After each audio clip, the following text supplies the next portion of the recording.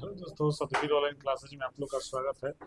आज हिस्ट्री के 5वां चैप्टर का जो अर्थव्यवस्था और आजीविका है, उसमें हम लोग दीर्घ उत्तरीय प्रश्न जो 150 शब्दों में उत्तर देना है उसके लिखवाने जा रहे हैं। जो देखिएगा ये लिखा हुआ है आप लोग को बोर्ड पर। पहला नंबर प्रश्न है आप लोग का कि औद्योगिकरण के कारणों का उल्लेख करें। हम लोग जानते हैं, आज फिर आप लोग को बताते हैं कि औद्योगिकरण का अर्थ होता है मशीन। मानव के स्थान पर मशीन के द्वारा जो कार्य किया जाता है उसी को हम औद्योगिकरण कहते हैं।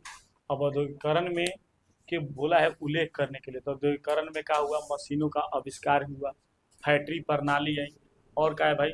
तो कोयला और लोहा की मांग बढ़ी। ये क्या हुआ? औद्योगिकरण में हुआ। तो इसी सब के बारे में हम लोग का विवरण जानना है। आइए इस विवरण को जानते हैं, समझते हैं। ठीक है, आइए देखिए, ये नए नए मशीनों का आविष्कार हुआ। भाई औद्योगिकरण आया तो नया नया मशीन का आविष्कार हुआ, क्योंकि हम लोग का पहले ही क्वेश्चन बोला है कि औद्योगिकरण के कारणों का उल्लेख करें, इसके कारण का उल्लेख। तो पहले नंबर 3 बातें आपको याद रखना है। क्या क्या याद रखना है? कि नए मशीनों का आविष्कार हुआ। उसके बाद दूसरा, कोयला एवं लोहे की प्रचुरता मतलब कि मांग बढ़ी। किसके चलते भाई? तो औद्योगिकरण को आने के चलते, क्योंकि नया नया भाप इंजन का आविष्कार हुआ। भाप इंजन से जो कोयला होता है, कोयला को जलाकर उसे रेल और ट्रेन चलती थी। 1853 में, भारत में 1853 में ट्रेन की शुरुआत हुई थी। मुंबई से थाने के बीच चली थी, टोटल 110 किलोमीटर, लॉर्ड डलहौजी के शासनकाल में। और सबसे पहले ट्रेन ब्रिटेन में चली थी, उसके बाद धीरे धीरे सभी देशों में चलना प्रारंभ किया। यहाँ पर एक क्वेश्चन बाबू बिहार बोर्ड में पूछता है, एक क्वेश्चन बिहार बोर्ड में पूछता है कि बिहार में ट्रेन की शुरुआत कब हुई थी? तो 1860 ईस्वी में बिहार में ट्रेन की शुरुआत हुई थी। ठीक है,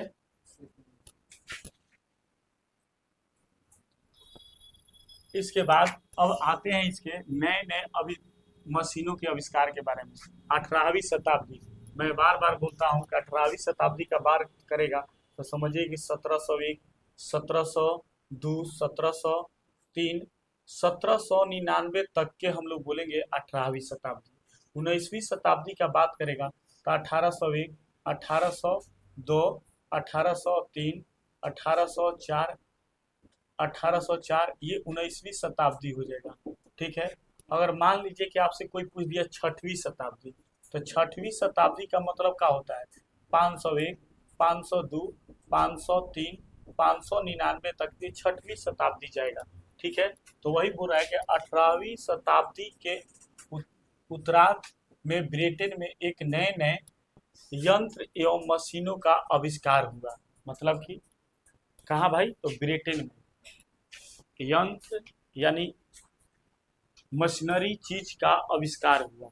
ठीक है, उद्योग जगत में ऐसी क्रांति का सूत्रपात किया जिसमें औद्योगिकरण और उपनिवेशवाद दोनों का मार्ग प्रशस्त हुआ। मतलब कि औद्योगिकरण जब आया तो ये मशीन की मांग बढ़ी, तो उपनिवेशवाद का मतलब कि अगले आगे मतलब दूसरे दूसरे देशों में जाकर व्यवसाय, बिजनेस, व्यापार करना, कंपनी को बैठाना, ये सारे चीज होता है। मतलब कि पूंजी रहेगा तो आप काम कीजिएगा। तो यहाँ पर ये चीज हुआ का भाई? तो नए नए मशीनों का आविष्कार में क्या हुआ? 18वीं शताब्दी के उत्तरार्ध ब्रिटेन और नए नए यंत्र मशीनों का आविष्कार ने उद्योग जगत में ऐसी क्रांति का सूत्रपात किया जिसमें औद्योगिकरण और उपनिवेशवाद दोनों का मार्ग प्रशस्त हुआ। आगे चलेंगे, इसी को है कि अब कोयला एवं लोहे की प्रचुरता, उद्योग की प्रगति और कोयला एवं लोहे पर बहुत अधिक निर्भर करती है। मतलब कि उद्योग में कोयला में, जैसे मैं आप लोग को एग्जाम्पल में देता हूँ कि भारत में आज भी कोयले से ही ज़्यादा विद्युत उत्पादन की जाती है, जिसको हम लोग तापीय विद्युत कहते हैं।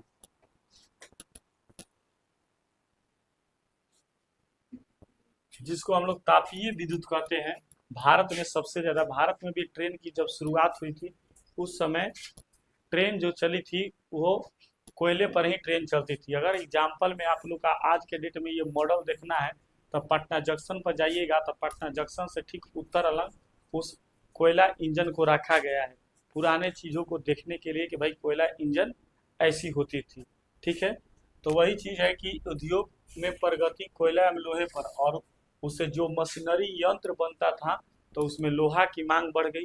ठीक है, तो अधिक निर्भर करती है, इसलिए अंग्रेजों ने इस पर बहुत अधिक ध्यान दिया।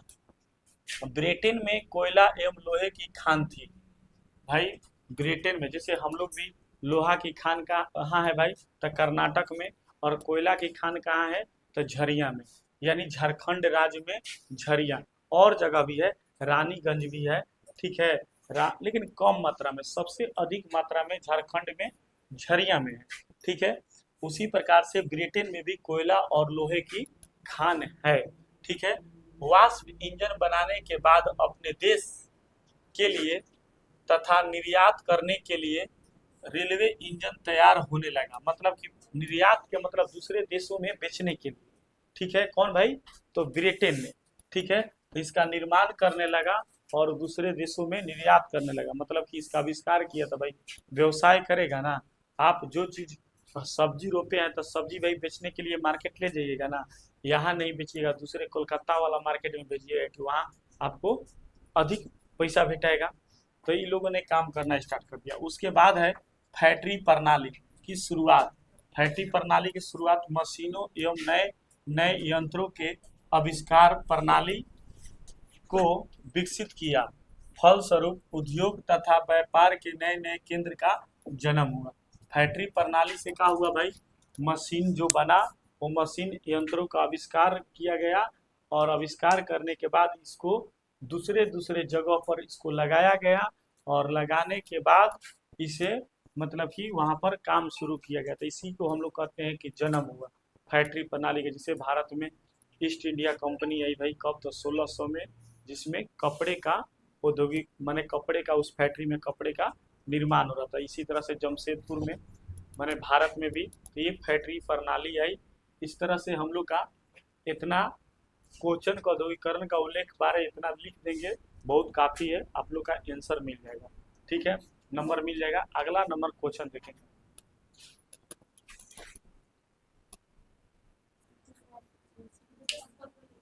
देखिए, दूसरा नंबर दीर्घ उत्तरीय प्रश्न में दिया हुआ है बाबू,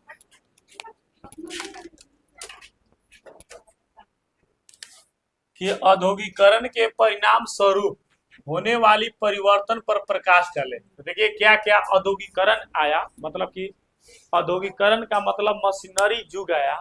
ये मोबाइल का है, मशीनें हैं, पंखा का है, मशीनें हैं। ठीक है, ये सारे चीज मशीन है। तो जब मशीनरी आया तो क्या क्या परिवर्तन हुआ। समय के अनुसार पहले लड़की नहीं पढ़ती थी, आज की डेट में पढ़ रही है, ये परिवर्तन हुआ ना जी। तो उसी प्रकार से हम लोग का पूछा है कि भाई औद्योगिकरण आया, इसका परिणाम स्वरूप जो परिवर्तन हुआ उसके बारे में बताइए। देखिए पहले नंबर आपको ये याद करना पड़ेगा कि क्या परिवर्तन हुआ। तो नगरों का विकास हुआ। नगर के मतलब कहाँ, जहाँ उद्योग रहेगा, धंधा रहेगा, वो जो आदमी ऑटोमेटिक है कि बसेगा भाई, क्योंकि वहीं पर काम करेगा, काम करके निकलेगा तो अपना जाएगा तो रूम में सोएगा है। तो पहला नंबर भाई फैक्ट्री जहाँ बैठेगा उसके अगल बगल का बैठेगा, नगर बैठेगा, मैंने गांव शहर ओकरा कहल जाला हमनी के। ठीक बा, तो का के विकास हुआ, नगरों का विकास हुआ। उसके बाद कुटीर उद्योग का पतन हुआ। ये भाई औद्योगिकरण आई तो कुटीर उद्योग के, कुटीर उद्योग का मतलब क्या बताए थे कि जो हाथ से बनाया जाता था। अब हाथ वाला केहू पहनल पसंद नहीं के करत, मशीन वाला पहनल डिजाइन पसंद करता।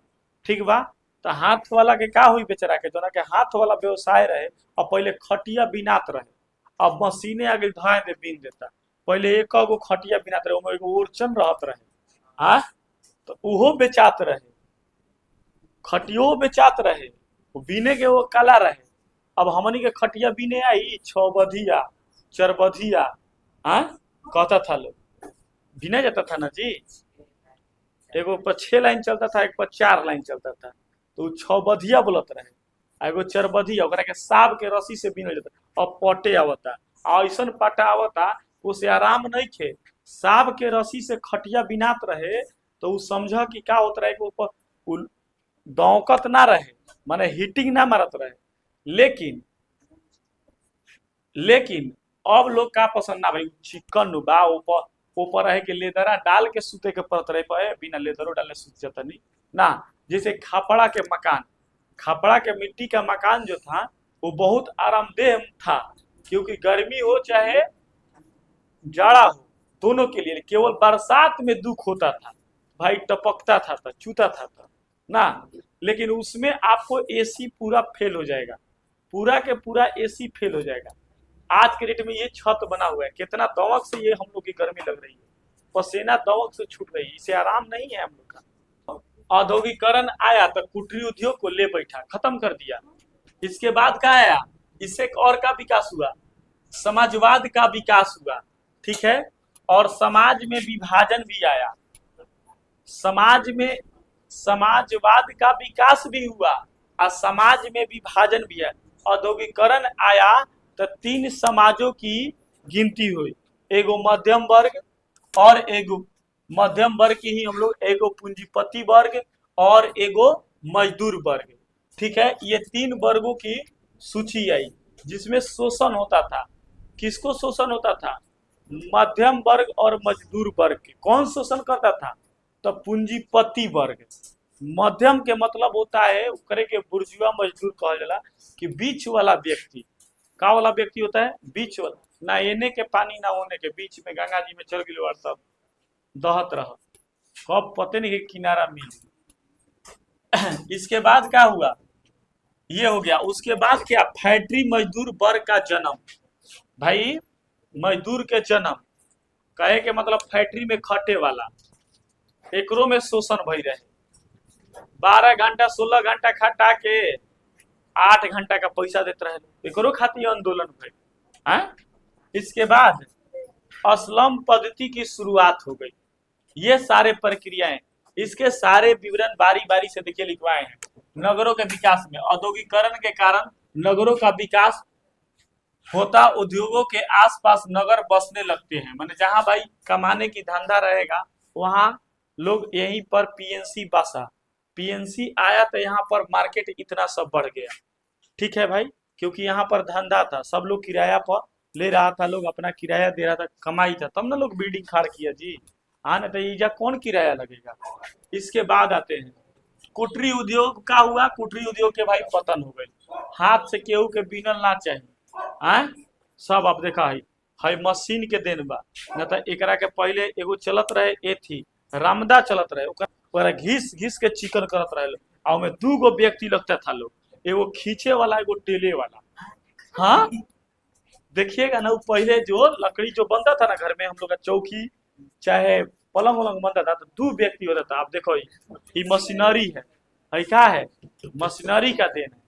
तो भाई अब तो हाथ वाला कहानी खत्म हो गई बेचारन के, अब जब मशीन काम करता, ठीक बात है। कुटीर उद्योग पतन हो गया, तो वही लिखवाए है कि औद्योगिकरण के कारण ही कुटीर उद्योगों में काम करने वाले मजदूर बेरोजगार होने लगे और कुटीर उद्योग का पतन हो गया। माने पतन के मतलब खत्म, मर गई, ठीक बा।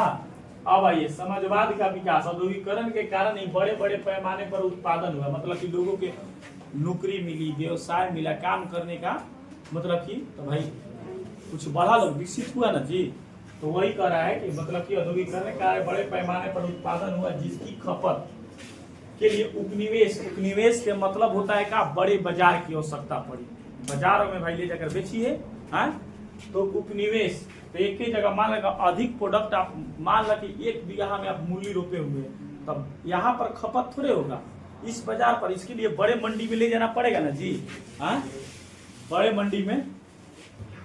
मंडी में ले जाना पड़ेगा, तो होड़ शुरू हो गया और आगे चलकर उपनिवेशवाद को समाजवाद के रूप में ले लिया गया। उपनिवेशवाद को क्या के रूप में ले लिया गया, समाजवाद में। आगे समाज में वर्गों के विभाजन और बुर्जुआ वर्ग का उदय, मतलब मिडिल वर्ग का उदय। मिडिल वर्ग का उदय किस लिए हुआ, औद्योगिकरण में, क्योंकि मिडिल वर्ग शिक्षित था, पढ़ा लिखा था, इसके चलते इसको उदय हुआ। लोगों को शोषण सहने की इसकी आदत नहीं थी, ठीक है। तो इसके चलते तो यहाँ पर कारण समाज की 3 वर्गों में विभाजित हो गया, पूंजीपति वर्ग, बुर्जुआ वर्ग जिसको मिडिल वर्ग कहते हैं, इसी को बुर्जुआ वर्ग। भारत के राष्ट्रीय आंदोलन में अंग्रेजों की उपनिवेशवाद एवं शोषण के खिलाफ अहम भूमिका निभाए थे। कौन भाई? मिडिलबर्ग ना। आगे आते हैं। फैक्ट्री प्रणाली, मजदूर वर्ग का जन्म। औद्योगिकरण के कारण भारत में उद्योग लगने लगे तो फैक्ट्री मजदूर वर्ग का जन्म हुआ, जिनका जीवन स्तर काफी निम्न होता था और जिनका शोषण उद्योगपतियों के द्वारा किया जाता था। पूछेगा कि फैक्ट्री में मजदूर वर्ग को जन्म कब हुआ भाई? तो औद्योगिकरण के कारण। इसमें क्या होता था भाई? वर्ग जो उद्योगपति पूंजीपति लोग हैं वो लोग किसको शोषण करता था? मजदूर को। किसको शोषण करता था? मजदूर को। असलम पद्धति की शुरुआत, औद्योगिकरण के कारण ही असलम पद्धति की शुरुआत की गई। मजदूर शहर में छोटे छोटे घर में जहाँ किसी तरह की सुविधा उपलब्ध नहीं थी। सुविधा के मतलब का? वो ना पानी के व्यवस्था बा बढ़िया, मैंने नल जल के, ना बिजली की व्यवस्था बा, ना सही से बाथरूम के व्यवस्था बा, लेकिन लोग अपन मजबूरी में जाके रहते रहे के असलम पद्धति कहल जाला। ठीक बा? कि सुविधा उपलब्ध नहीं रहने के से बाद थे। इस प्रकार से ये दूसरा प्रश्न हो गया।